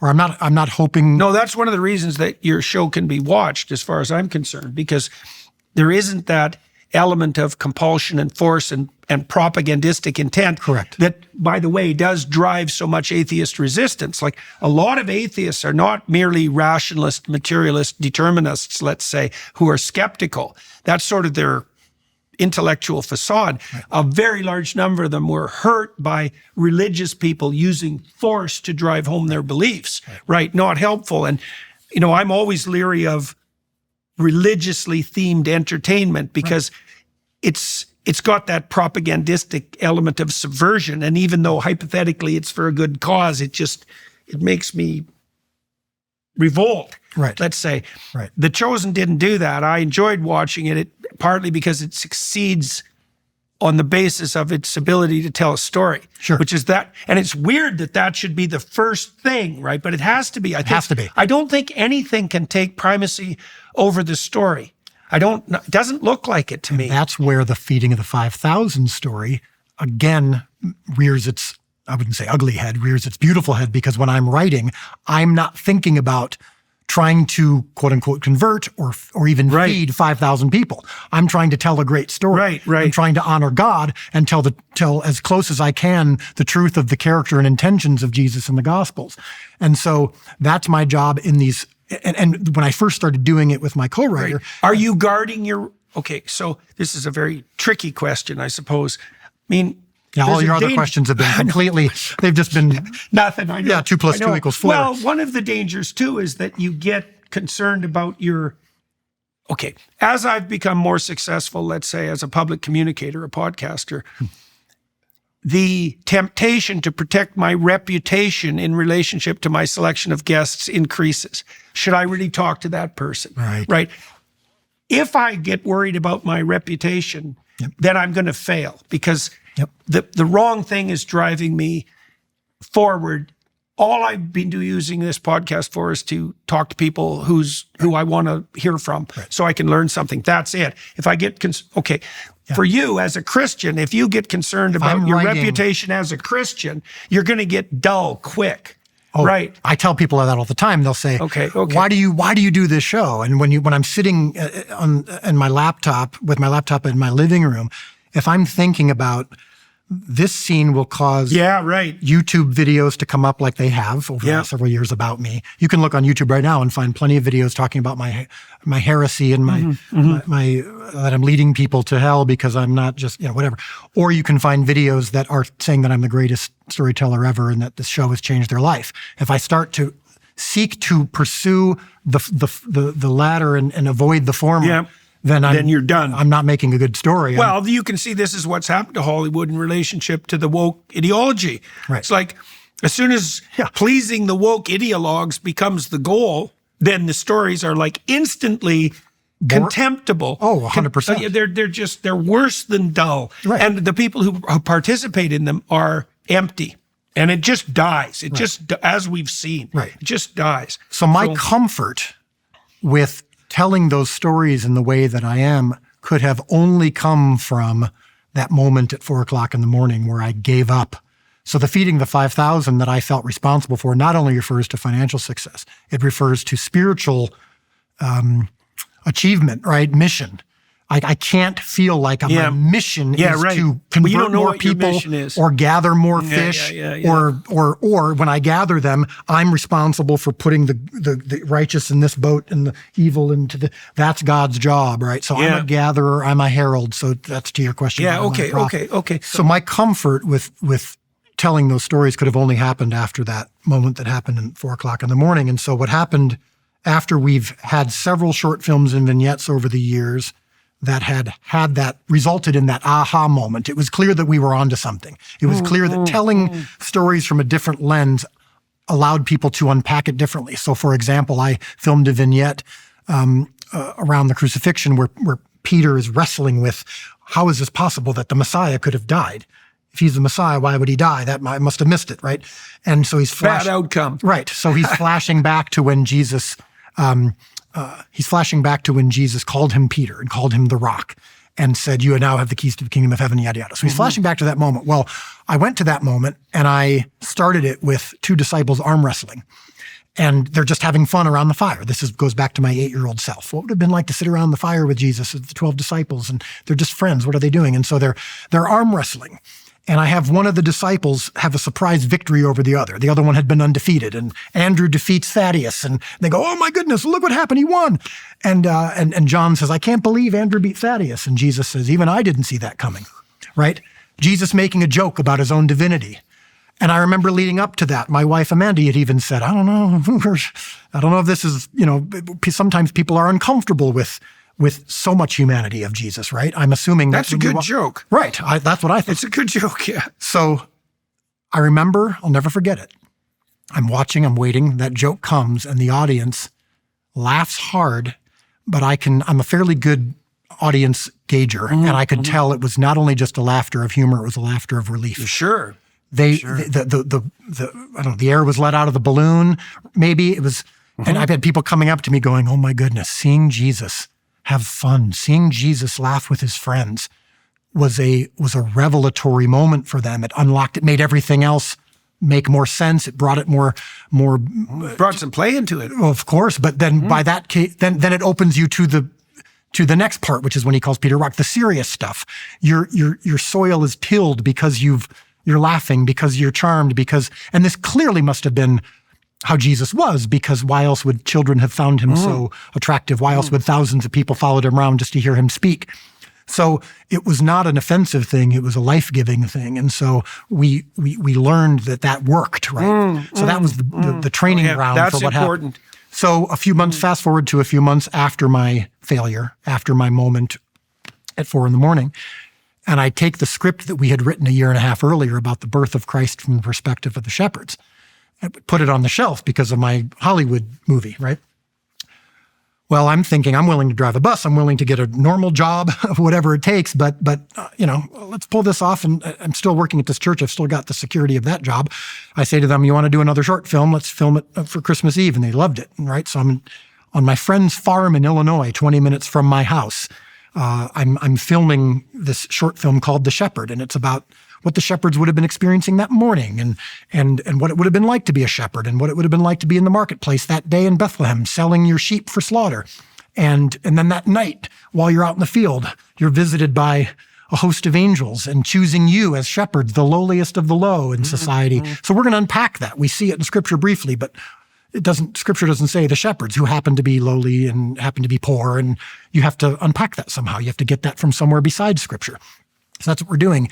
And that short film, while I was making it, again, it felt like a big step down from a Hollywood opportunity. I'm on my friend's farm in Illinois. Good story, though. Yeah, right. So I'm making this little thing, and I'm like, why is it that this feels so small and yet I'm more comfortable than I've ever been? Right, that's a good question. Yes. So Yeah. I went home to my wife and I'm like, It's not so small then, is it? Right. Right. It's like maybe my criteria for what constitutes small has been wrong.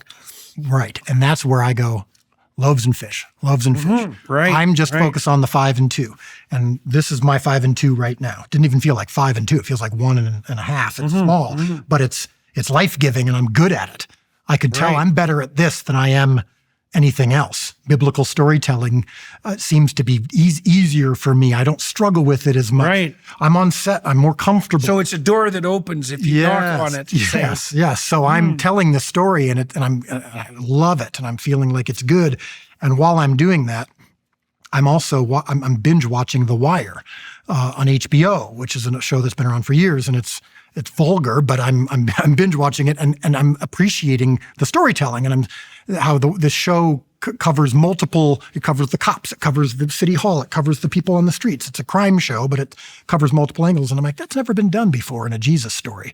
When we, in a Jesus movie or miniseries, that's all there's ever been is movies and miniseries, which are limited by their time.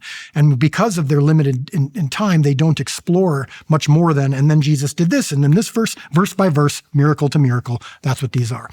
And I'm like, what if we had a multi-season show where you have the time to develop the backstories and develop this context like I did in 20 minutes in the birth story? That's where I had the idea. Oh, yeah. Cool. But no one's lining up around the block to do a show about Jesus, and certainly not with someone like myself who's failed and coming off of a career failure. But I'm like, boy, whoever does this, I think is going to be really smart because I think it's going to really impact people like these short stories seem to do. Very, very long story short. The short film got in the hands of a streaming platform at the time. It was called VidAngel. They loved it. VidAngel at the time. They're now Angel Studios. Oh, yes. Yeah. And they loved the short film and loved my idea for a show. And they said, we want to do this. We want to support you. And I said, great. And was very excited. And then they said we should raise Why? Why did they like it?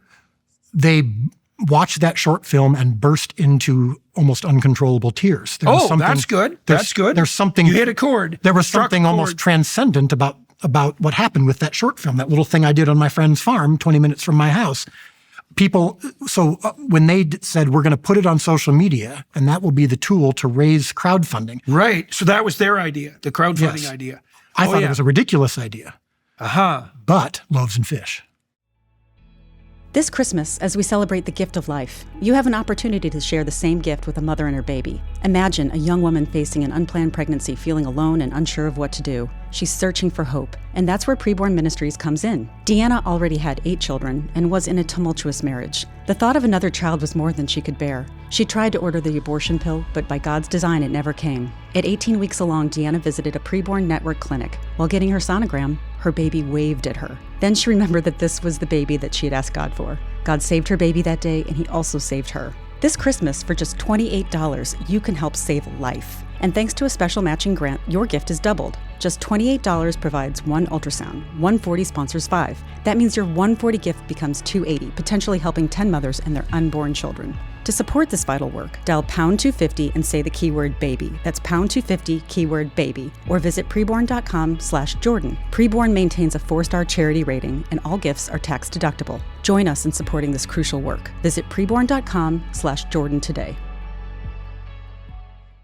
Right, that's for sure. A year ago, I would have said, no, that won't work. Therefore, we must do a different plan. It required some outside of the box thinkers who aren't conventional to come up with the idea, and it required a broken, surrendered, humbled that's so man to interesting accept the idea. too, because that's another indication where your a priori tyrannical presumptions about what the right path must be. Yes. Which is a weird thing to think you know about when you're trying to do something impossible, say like tell a gospel story to a horde of people. It's like, I know how to do that. It's like, probably no. Yes. And so these people offer you this unconventional opportunity, and partly because you now know that you don't know what the hell you're doing, and all that prideful presumption has disappeared, you're willing to take a shot at it, crack at it.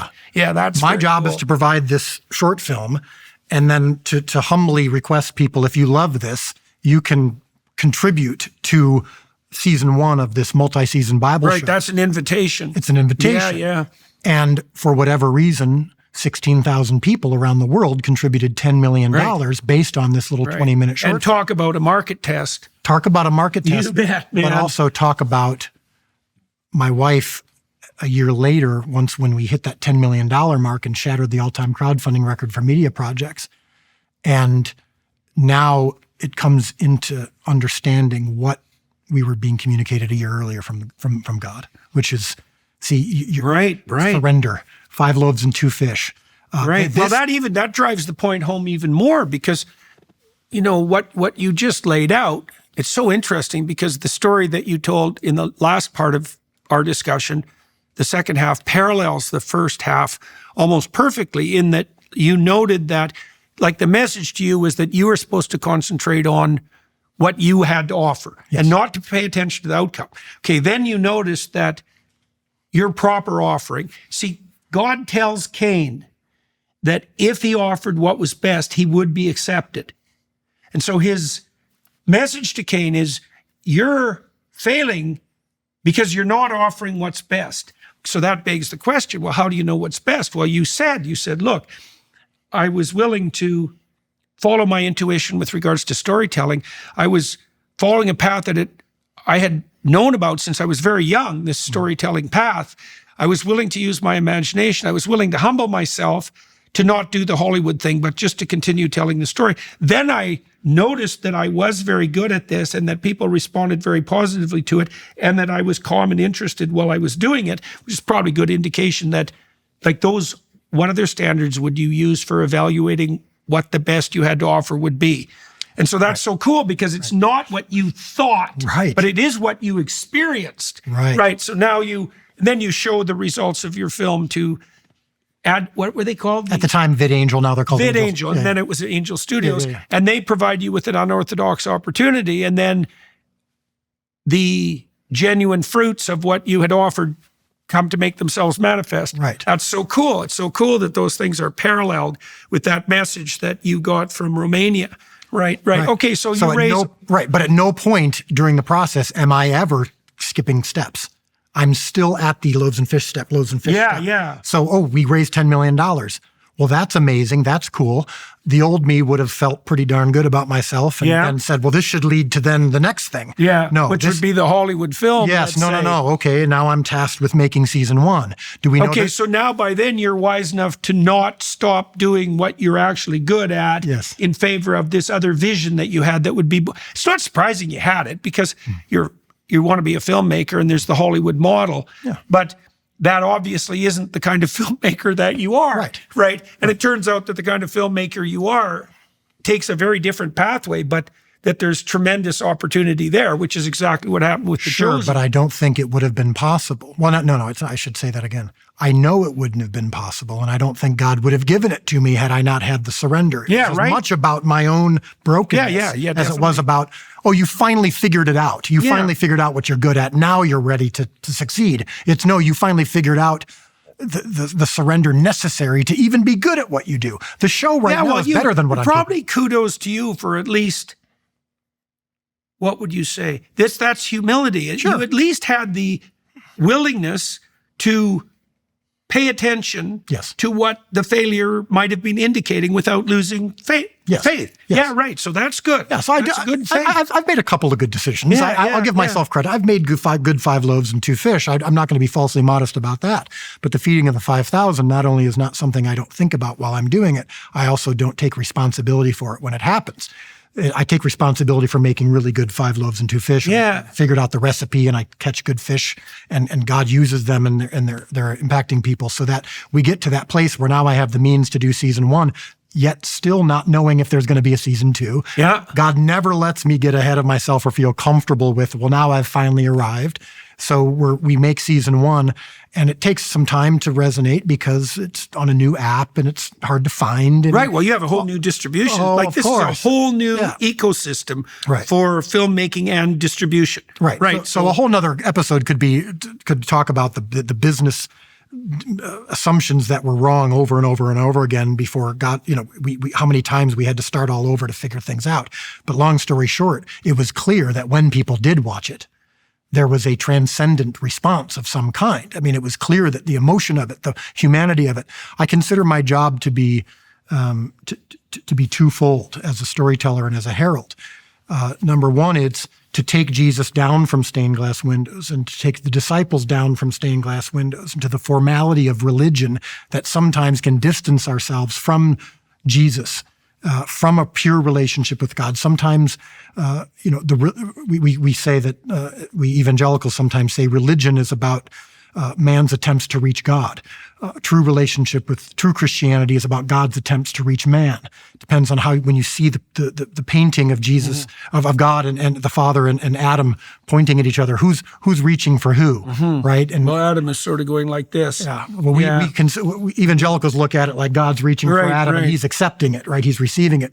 And so my job is to remove the religiosity of how we oftentimes see God, and we see him in paintings or stained glass windows, and then even when we sometimes watch movies, it still feels like a stained glass window. He's very formal and distant and pious and not funny or not interesting or not charismatic. And so my show is designed to bring Jesus down from the stained glass window or from the statue and remind you that he's a human being in addition to his divinity. Of course, we still see him perform miracles and claim authority in the show.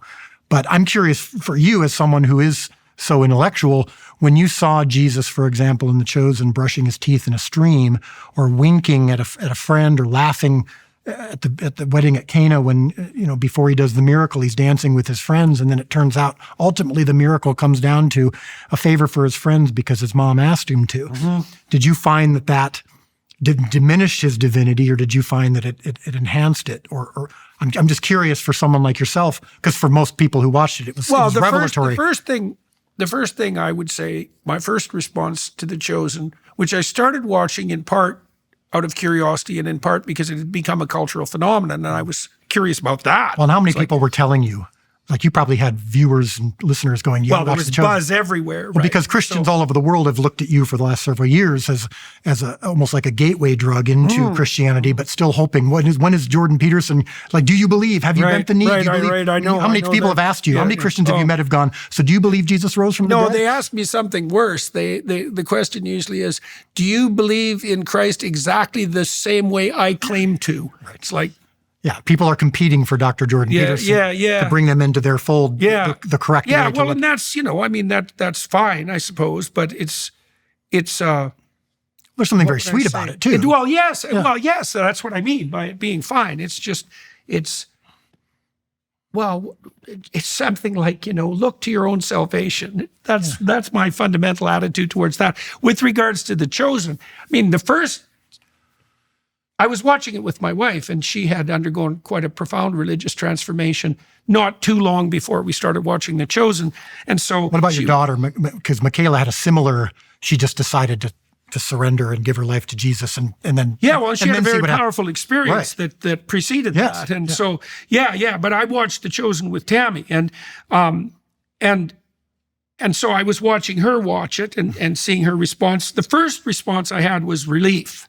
The relief was, I can watch this, because I'm very sensitive to propagandistic intent. I don't like it at all. Yeah. Even a bit of it is a turnoff for me. And I thought, no, it kind of reminded me a bit of The Master and Margarita. Do you know that book? I don't. Oh, you need to know The Master and Margarita. It's an absolute staggering masterpiece of Russian literature.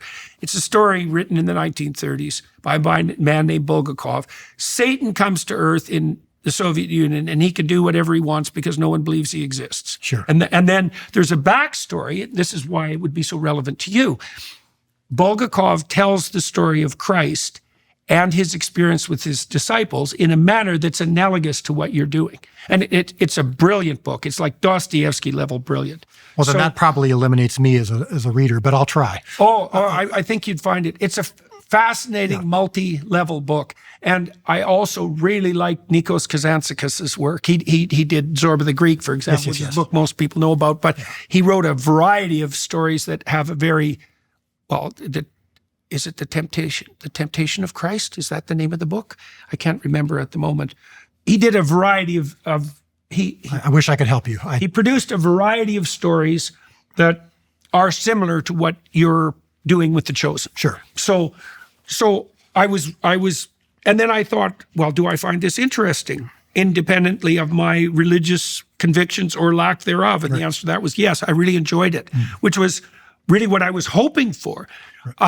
You asked me a more specific question. What did you think of the things like Jesus brushing his teeth in a stream, which seem normal, but to an average Christian, they've never thought of it part before. of the insistence, the Christian insistence since time immemorial, was that Christ was fully God and fully human. Yes.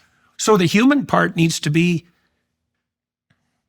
demonstrated with a commitment that's equal to the divine part. And I thought, I couldn't see how that could have been handled better than the manner in which it was handled in your series. And I found myself more than pleased to continue watching. I'm going to put that on our poster.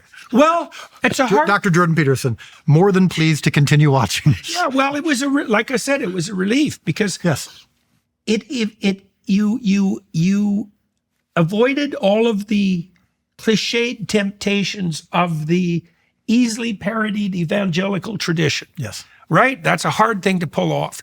And I also thought this is something else. It's beautiful. Yes.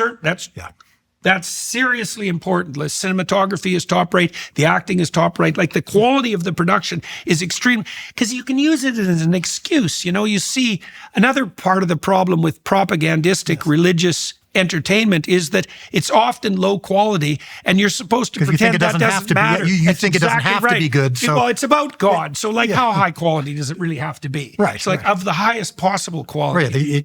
Independent of the religious message. And I thought the acting was great. And I wanted to know what was going to happen next. It was a real cliffhanger. Yeah. And so I really enjoyed it. And I'm looking forward to the continuing seasons. Yeah. I'm curious, it's not atypical for a series to wane as it progresses. Not always, but that can happen. I mean, it exhausts itself, or people get tempted by the success of the series to warp it in one, Or even the similarity of the previous 3 seasons. As an artist, we have to break out. We have to do something different. Yeah. We have to go left now instead of right. Or you can get stuck repeating what you already did. So how are you feeling about the new season that's forthcoming? Well, everyone who's seen it so far, this is season 5, we're currently finishing it, and those who've seen it and read the scripts and the actors who, while we were filming it, were all saying, oh, this is our best season yet. That's good. And it's and you might think, well, they're just biased. There's recency bias. No, they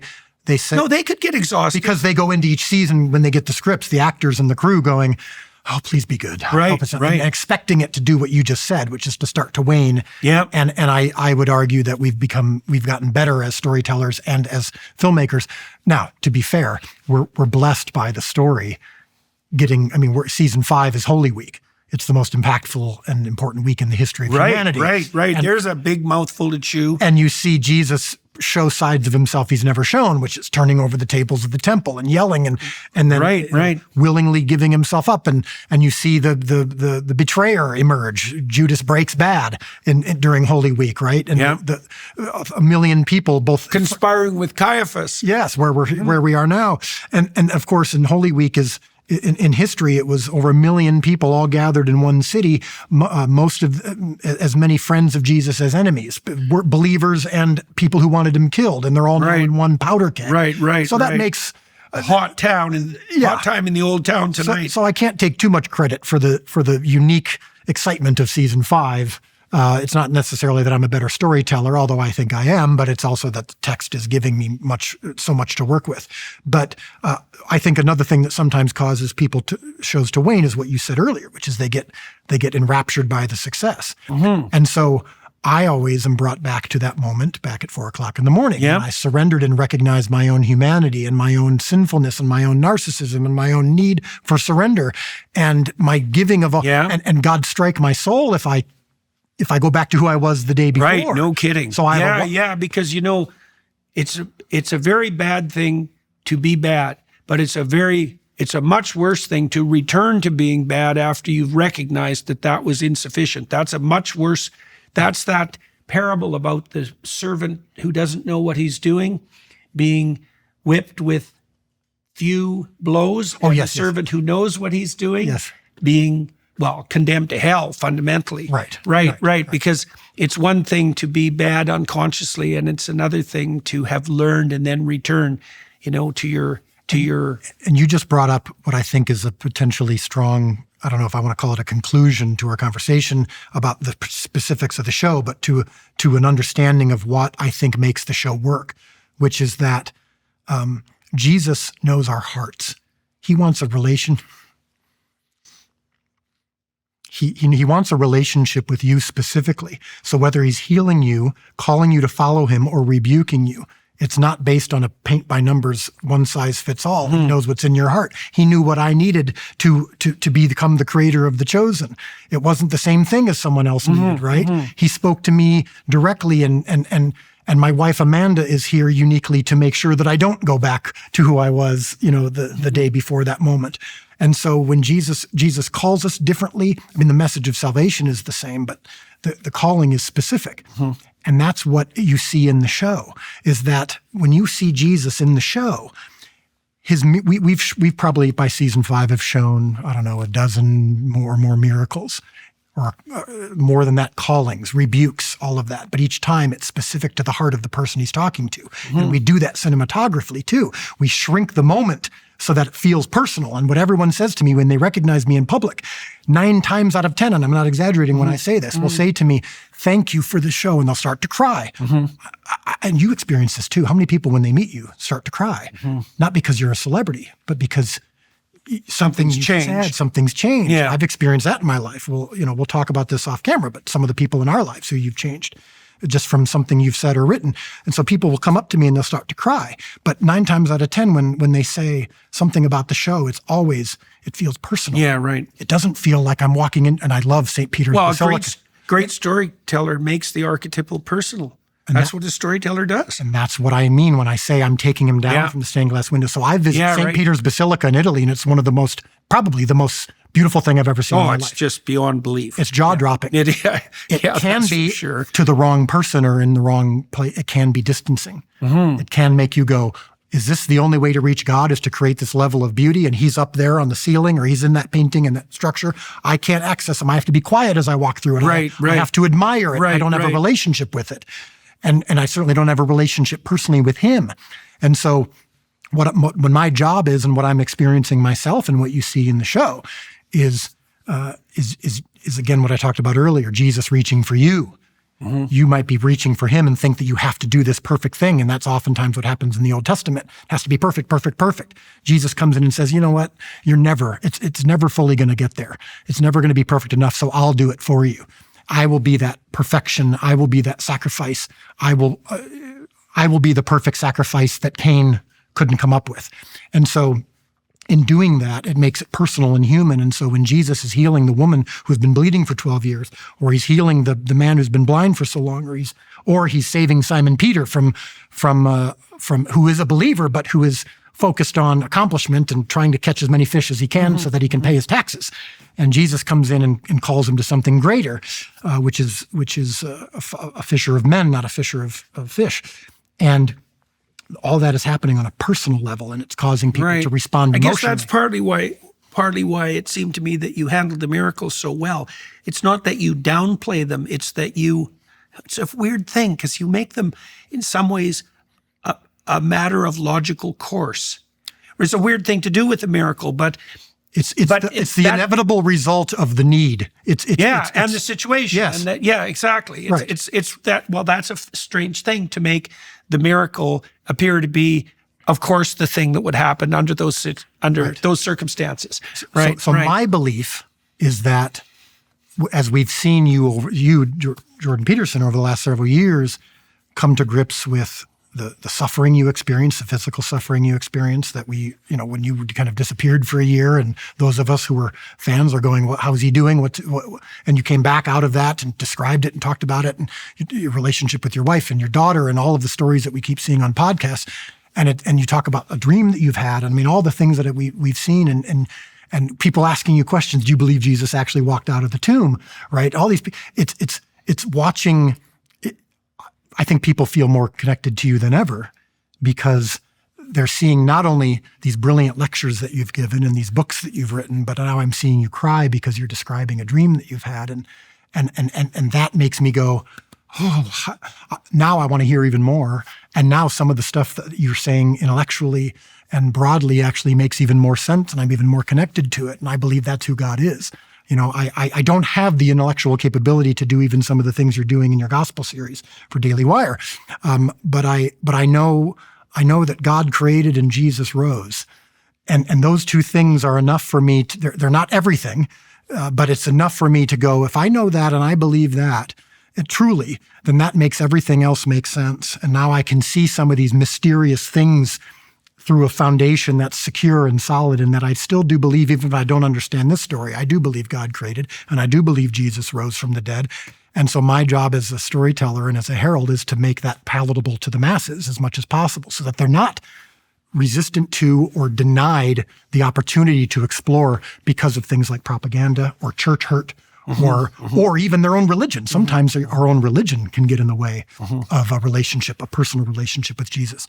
So I don't sit here writing going, how am I going to accomplish this? And I want to make sure that I'm sitting here just trying to tell a great story as much as well as I can and honor God and the text. But I think that's what's happening. That's when people meet me and they start to cry and they thank me. They're saying, I saw Jesus wink, or I saw Jesus look her in the eye, or I saw Jesus come down to his level as opposed to staying here. And it broke me because I realized it's for me too, just not only for that person. And so that's what The Chosen is doing for many people, is if you can see Jesus through the eyes of those who actually met him, perhaps you can be changed and impacted in the same way they were. Or, as is also in the case for many people who watch the show, they love the historical drama. It's a good show. They appreciate it. 30 to 40% of our audience is non-believers. We've been able to track that now. Right? That's good. And we're hearing from people who go, I don't believe he was the Son of God. Yeah. But I love this show and I'm intrigued and I'm following along and I find myself wanting to be a better person, or I'm finding myself wanting to, whatever it is. And so perhaps they don't ever bend the knee to the Son of God that I believe he is, but I'm not trying to get you to do that when you watch the show. That's God's job. I'm gathering. That is an excellent place to stop. So, and a good time to stop as well. So I think what we'll probably do on the Daily Wire side, for everybody who's watching and listening, because we have another half an hour there, I think we'll talk more about The Chosen as a cultural phenomenon and as an indicator of the time that we're in.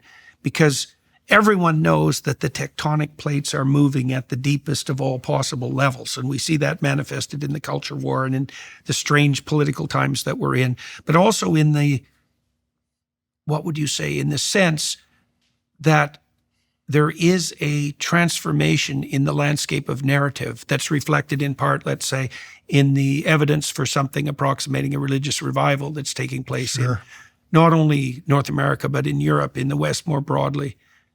So we'll investigate that. And then let me give you one other note. Yeah. The next show that I'm planning to do after The Chosen currently is the Moses story, 3 seasons of Moses.